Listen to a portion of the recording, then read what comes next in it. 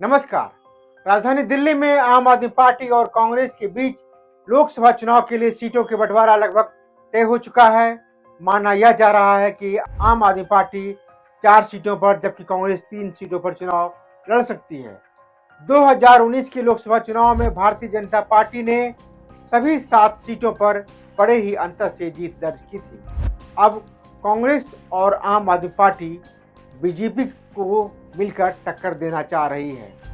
पिछले चुनाव में बीजेपी का वोट शेयर सभी 7 सीटों पर 50% से ज्यादा था। ऐसे में सवाल यह उठता है क्या आम आदमी पार्टी और कांग्रेस मिलकर के भी बीजेपी को टक्कर दे पाएगी। खबरों के मुताबिक आम आदमी पार्टी कांग्रेस को east Delhi, north east Delhi और चांदनी चौक सीट का ऑफर किया है। वहीं नई दिल्ली, दक्षिणी दिल्ली और नॉर्थ वेस्ट दिल्ली से आम आदमी पार्टी अपने उम्मीदवार खड़ा कर सकती है। 2019 के लोकसभा चुनाव में बीजेपी ने दिल्ली के सभी 7 सीटों पर बम्पर जीत दर्ज की थी। उसके सभी सीट के कैंडिडेट 50% से ज़्यादा वोटों से जीत कर आए थे। चांदनी चौक से बीजेपी कैंडिडेट हर्षवर्धन को 52.94% वोट मिले थे। ईस्ट दिल्ली से गौतम गंभीर को 55.35% वोट मिले थे। नई दिल्ली से बीजेपी कैंडिडेट मीनाक्षी लेखी को 54.77% वोट मिले थे। नॉर्थ ईस्ट दिल्ली से मनोज तिवारी को 53.9% वोट मिले थे। दक्षिणी दिल्ली से रमेश बिदोड़ी को 56.58% वोट मिला था, जबकि पश्चिमी दिल्ली से परमेश वर्मा को 60.05% वोट मिला था।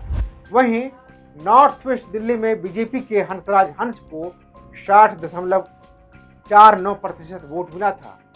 2019 के लोकसभा चुनाव में आम आदमी पार्टी और कांग्रेस ने अलग अलग चुनाव लड़ा था।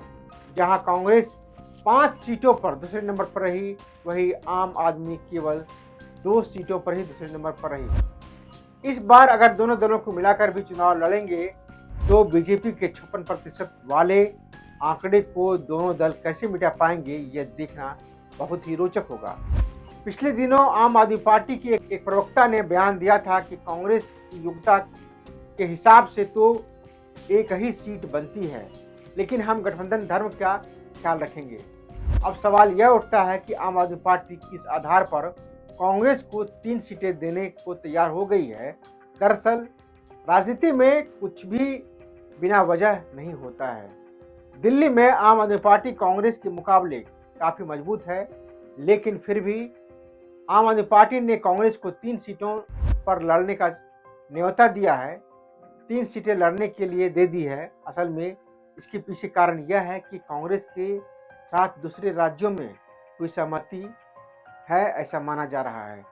कांग्रेस आम आदमी पार्टी के लिए गुजरात में 2 सीटें और हरियाणा में 1 सीटें छोड़ने वाली है। वहीं गोवा में भी आम आदमी पार्टी और कांग्रेस के बीच में गठबंधन हो सकता है।